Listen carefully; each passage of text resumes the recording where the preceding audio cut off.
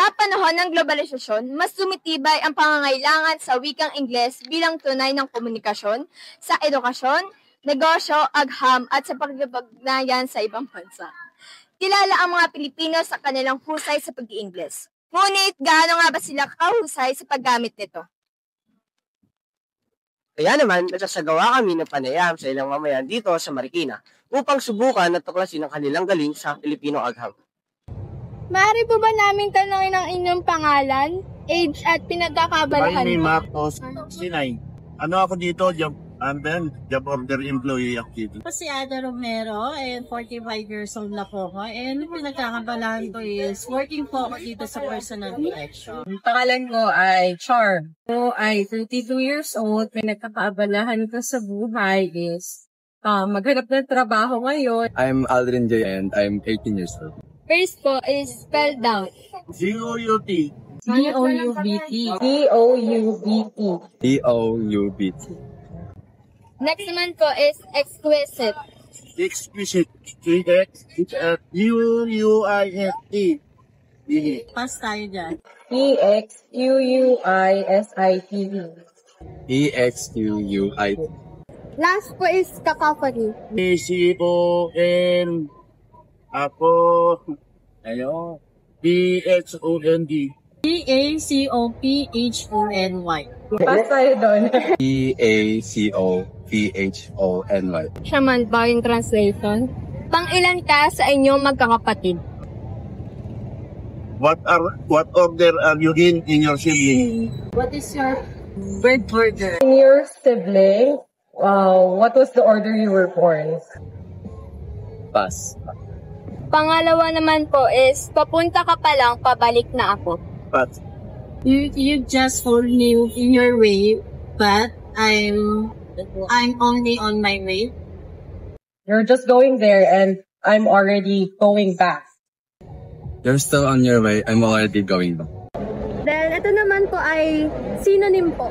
Ang synonym ng correct ay right. Ano ang synonym ng wrong? Ano yun? Incorrect. Negative. Mistake. I'm incorrect. Kung ang synonym ng happy ay joyful, ano ang synonym ng sad? Lonely. Quiet. Depressed. Depressed. Next is, kung ang synonym ng big ay large, ano naman ang synonym ng small? Tiny. Little. Tiny. Tiny. Komportable ka po ba magsulat o magsalita sa English? Kailan mo daw po ginagamit ang wikang English? Oo naman. Kahit baka ang tanong sa akin ay English, pag English ako. Pero dito sa bansa natin, hindi masyado kasi mas marami pa rin nagsasalitang Filipino, Tagalog, kaya tsaka na-explain natin ng dahil sa Tagalog. Sa work ko, syempre, and syempre sa mga, depende sa kausap ko. Yes. Everyday sa work ko. Sa pagsasalita ng English is mas comfortable ako kaysa sa pagsasalat nito dahil parang mas na-express mo yung feelings mo pag nagsasalita. And ito po yung meron kaming tanong po na sasagutin niyo, dalawa po. Unang question po, paano nakaaapekto ang paggamit ng social media sa kasanayan ng mga kabataang Filipino sa wikang English? Nakaka-apekto kasi madalas sa social media, hindi nga mas napapalawak yung kaalaman ng mga kabataan. Siguro, marami kasi tayo nakakausap na iba-ibang tao. So, meron doon mga social na bisera or pwede rin tayo makipag-communicate sa ibang mga bansa. Ayan. So, ginagawa rin kasi ito para, isa rin sa mga communication natin ngayon. Best. Well, yung social media kasi, hindi controlled yung paggamit ng English language. So, maraming abbreviations or text style na napaggamit ng language doon. And yun, hindi sila nahahasa na gamitin yung tamang spelling, tamang punctuation sa social media nila. Na natututunan mo by reading books at saka po by yung studying English talaga sa school. I think malaking epekto ng social media sa paggamit ng English sa mga Pilipino, lalo na sa pagkakipag-communicate nila sa araw-araw. So is, mas pinapadali ba ng social media ang pagiging bihasa sa English O mas sumahalo na ng Taglish sa Kasi komunikasyon? nga padali kasi madalas na nila naririnig. Nasasanay na rin sila. Hindi popular na sa kanila. Siguro tingin ko Taglish. Hindi naman pure na English talaga. May encourage siya yung paggamit ng English, pero depende pa rin yun sa tao kung saan siya pumupunta na social media sites. Yung social media sites na ba yun, mostly gumagamit ng Tagalog yung mga connections niya, yung mga kaibigan niya doon, or kung gumagamit sila ng English. Siyempre, kung surrounded ka ng tao na nagsasalita ng English, yun yung makakasanayan mo. Kung puro Tagalog silang lahat, yun din yung makikita mo sa feed mo po, diba? For me, mas sumahalo na yung Taglish sa communication, lalo na maraming mga taong iniisip na mas cool pakinggan pag may English sa pananalita. Thank you po sa pag-interview, Kuya.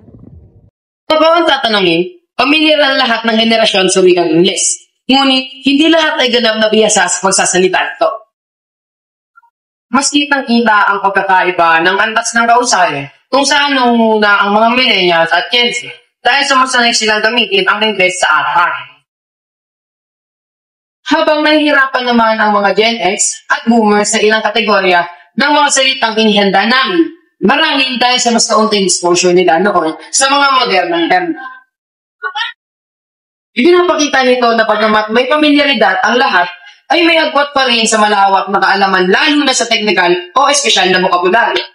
Kung ako ang tatanungin, magkakaiba ang naging pananaw ng bawat henerasyon. Gaya na lamang ng isang henerasyon saan niyakakap siya paggamit ng internet sa pagpapagpapagpapagpapag, pakipag-usap, pag-aaral at pagkakaba. Yan ang henerasyon ng mga Jones. Samantala, may mga iba pa rin impresyon na hindi kadalasan ginagamit ang pagkakakulitas. Mas sinatangkilig pa rin nila ang gamit ng salitang Tagalog sa pagkakapagpapagpapag, pakikipag-usap at pagkakaba.